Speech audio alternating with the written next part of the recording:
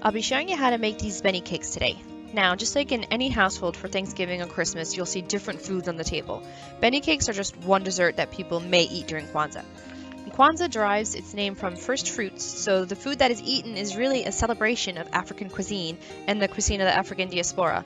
Benne cakes come from the American South, with the sesame seed being native to Western Africa. Many different types of food are eaten, including leafy greens, root vegetables, mashed tubers, beans, yams, and peanuts. Along with Kwanzaa, we'll be talking a little bit about the African diaspora and how Kwanzaa can be used to bring different peoples together.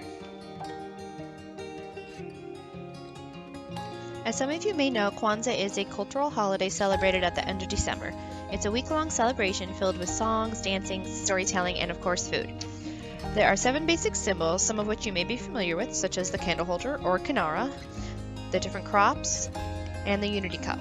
There are also 7 principles, and the one I want to discuss more of is unity. It's the desire to be part of something greater than yourself, to have a community of people that want to raise you up and help you grow. To really understand the meaning behind Kwanzaa, we have to look at how the people of African descent came to be where they are. It's not only African Americans that celebrate Kwanzaa, it's people all over the world, in the Caribbean and South America as well. The word diaspora simply means a dispersion of people from their homeland. It commonly refers to the Jewish people being driven out of Israel, and even in America, a large population considers themselves part of the Irish diaspora, with some of their ancestors having immigrated here during the Great Potato Famine. The majority of African dispersal resulted from the Arab and Atlantic slave trades from Western Africa.